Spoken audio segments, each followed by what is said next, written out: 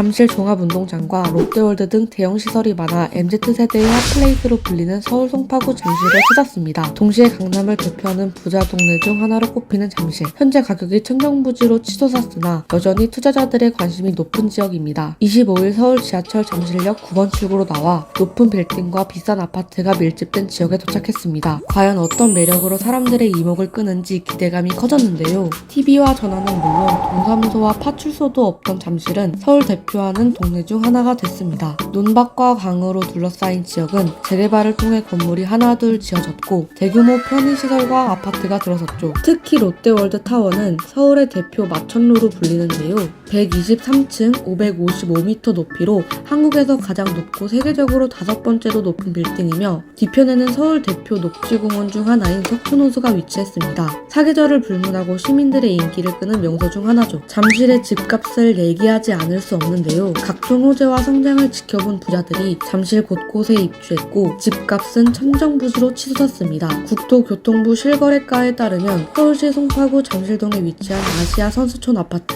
전용면적 178제곱미터는 2020년 12월 39억 5천만 원에 팔렸으며 올 1월 동일 면적은 47억 3천만 원의 거래가 체결됐습니다. 즉 1년 1개월 만에 7억 8천만 원이 올랐습니다. 다른 아파트도 마찬가지입니다. 잠실동 리센츠 전용 면적 124제곱미터는 2020년 6월 24억 원의 매매 계약이 이뤄졌으며 올 1월 같은 면적은 30억 5천만 원에 팔렸습니다. 즉 1년 7개월 만에 6억 5천만 원이 오른 거죠. 문의로 바빠 보이는 공인중개사무소를 찾아 잠실 주택시장 변화를 물었습니다. 비공인중개사무소 관계자는 잠실은 서울에서도 높은 가격을 형성한 동네다. 예전부터 조금씩 오르기 시작하더니 이제는 쉽게 넘보기 힘든 지역으로 변했다며 특히 잠실은 토지 거래 허가 구역으로 주택과 상가, 토지 등을 거래할 때 구청장의 허가를 받아야 한다. 다방면에서 고려해야 할 점이 많다고 말했습니다. 잠실은 비싼 땅값으로 건물이나 편의시설 등 호재가 들어오기 어렵습니다. 하지만 기업들은 잠실의 성장이 아직 끝나지 않았다고 여기는데요. 지금보다 더 수요자, 투자자들의 이목을 집중시키는 매력적인 호재가 들어올 예정이라고 합니다.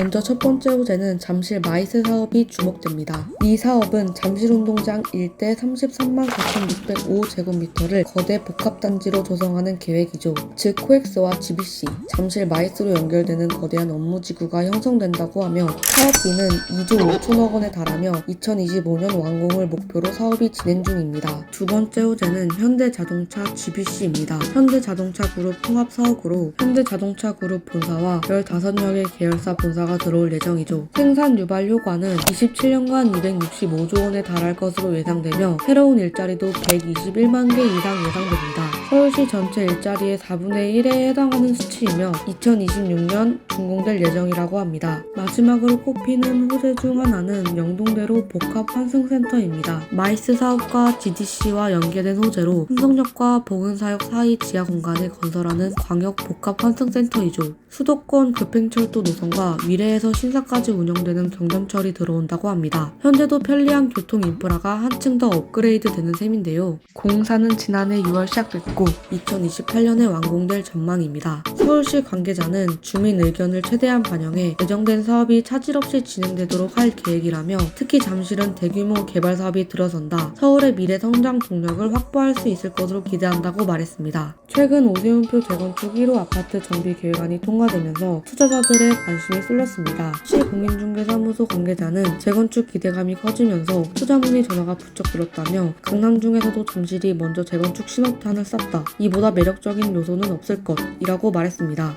이처럼 기대감을 키우는 건물은 올해 준공 45주년을 맞은 잠실주공 5단지입니다. 해당 단지는 정비계획안 심의를 거쳐 가구 수와 용적률, 층수 등이 확정되는데요. 최고 15층 3,930가구 규모 단지에서 최고 50층 6,815가구 대규모 단지로 탈바꿈할 전망이라고 합니다. 이번 잠실 주공 5단지는 오세훈 서울시장 취임 이후 주요 재건축 단지 중 사업 정상화가 추진되는 첫 아파트입니다. 이에 인근 집값 변동을 지켜보는 집주인뿐만 아니라 투자자들까지 계산기를 두드리는 모습입니다. 잠실이야 잠실공 5단지가 이제 사업 앞으로 진전될 수 있는 상황이 이제 발생을 했기 때문에 내부적으로 조합원들 간에 어떤 문제만 없다라고 하게 되면은 사업은 굉장히 빨리 속도가 날 것으로 예상이 되고요. 그러면 자연스럽게 이제 주변에도 인근에 있는 주변 장미 아파트라든지 이런 송파 내의 어떤 재건축 단지들 비롯해서 강남권 재건축에도 긍정적인 영향을 끼칠 수 있을 것으로 예상은 됩니다. 다만 이제 재건축 초과이 환수 부분들이 남아 있기 때문에 그거를 이제 차기 정부에서 어떻게 개선해 줄지 혹은 이제 그런 부분들이 앞으로의 어떤 향후 시장의 향방을 가늠할 수 있는 중요한 하나의 변수라고도 볼 수 있고요. 주택 투자 리스크가 크다고 생각하면 상업용 부동산에 투자하는 것도 좋은 방법입니다. 현재 잠실 인근 상가는 공실률이 거의 없는 상황인 부분을 고려해 보았을 때 수익성이 보장돼 기회를 노린다면 투자 가치가 충분할 것이라고 예상됩니다.